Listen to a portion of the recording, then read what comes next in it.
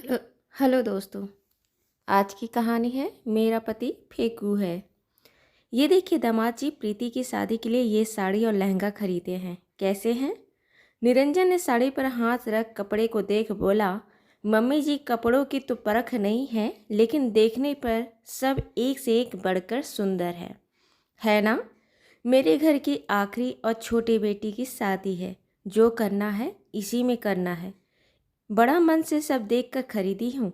निरंजन ने एक जरी की साड़ी को हाथ से उठा काफ़ी देर तक देखने के बाद कहा, पता है मम्मी जी, मेरी माँ के पास भी ऐसे एक साड़ी थी, डिजाइन ऐसी ही थी।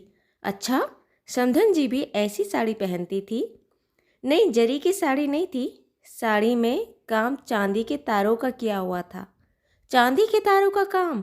इतना सुन ख्याल, जो वहीं बैठ साड़ी और सामान देख रही थी, सर उठाकर निरंजन को देखी, मानो पूछ रही हो कौन सी साड़ी की बात कर रहे हो।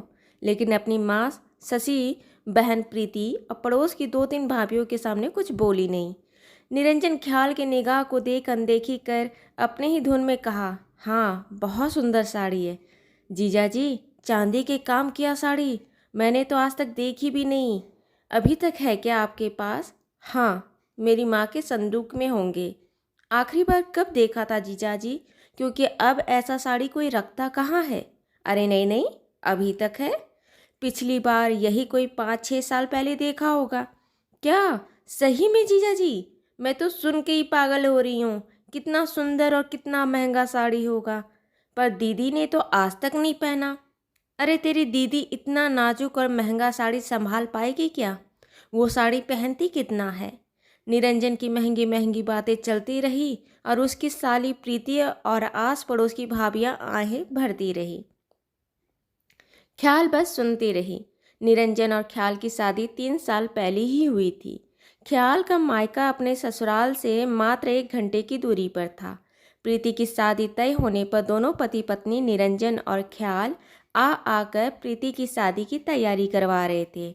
निरंजन के घर में उसके सिर्फ पिता थे। माँ 6 साल पहले ही शांत हो गई थी। प्रीति की सगाई 20 दिन बाद ही निकली थी। साड़ी और सामान देखने के बाद ख्याल और निरंजन अपने घर आ गए। ख्याल अपने ससुर को अकेले ससुराल में छोड़ भी तो नहीं सकती थी, इसलिए सुबह जा दिन भर शादी की काम और तैयारी करवा रात को घर आ जाती। जहाँ निरंजन की ज़रूरत होती वो भी जाता।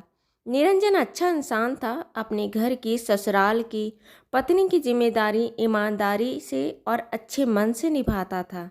बस एक ही कमजोरी था, अपना मुँह मिट्ठू बनना।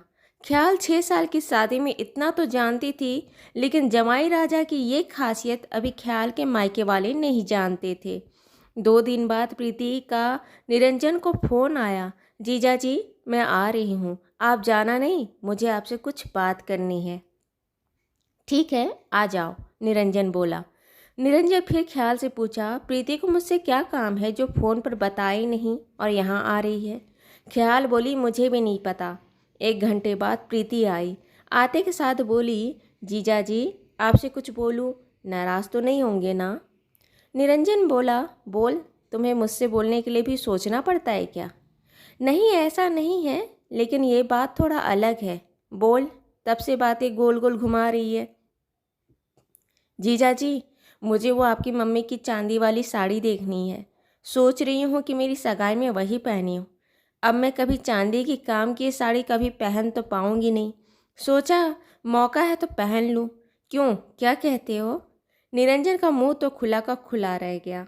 अब क्या बोले? वो वो बात ऐसी है कि पापा को अच्छा नहीं लगेगा। मैं अंकल जी से बात करती हूँ, मुझे पता है वो मुझे मना नहीं करेंगे। कह प्रीति जाने के लिए मुड़ गई। अरे रुको रुको, पापा को मत बताओ, रुको देता हूँ। ख्याल, प्रीति को वो माँ की चांदी की काम की हुई साड़ी दे दो।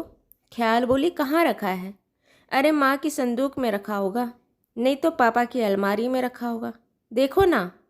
ख्याल संदूक अलमारी में देख ली पर साड़ी नहीं मिली। निरंजन प्रीति को बोला, लगता कहीं रखा गई है, मिल नहीं रही है, मैं खोज के रखूँगा, तुम परेशान मत हो। निरंजन प्रीति को टालने की कोशिश की। प्रीति बोली, बाद में क्यों, आप, ख्याल दी और मैं तीनों मिलकर खोजते हैं, मिल जाएगा। अरे उसे देखेंगे तभी तो मैचिंग की ब्लाउज, चूड़ी, सैंडल खरीदेंगे। आपको नहीं पता जीजा जी, लड़कियों का सिर्फ कपड़ा नहीं होता, उसके साथ की भी बहुत सारी सामान की ज़रूरत होती है। ख्याल और प्रीति कभी अलमारी में देखते, कभी पलंग के बॉक्स में और कभी संदूक में, लेकिन साड़ी मिल नहीं रही थी। प्रीति अपने ख्याल दी से पूछी, दी आपको याद नहीं कहाँ रखा है? ख्याल बोली, मिलेगा तब ना जब होगा। मतलब? संदूक में ढूंढते ढूंढते प्रीति ख्याल को अजीब नज़रों से देखी।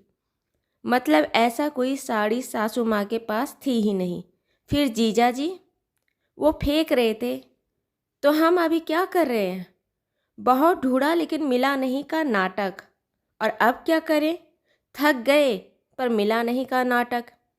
प्रीति को सारा मामला समझ आ गया। वो निरंजन के पास गई और बोली, जीजा जी बहुत ढूंढा लेकिन मिला नहीं, लगता कहीं और रखा होगा। आप देखना, अगर मिल जाए तो ठीक है, नहीं तो मैं अपना लहंगा पहन लूँगी। ठीक है, निरंजन बोला। प्रीति चली गई। रात को सोने से पहले निरंजन का मूड बहुत उखड़ा था। कहा, ख्याल, तेरी बहन को इस तरह साड़ी मांगना नहीं चाहिए था, ये शोभा देता है क्या?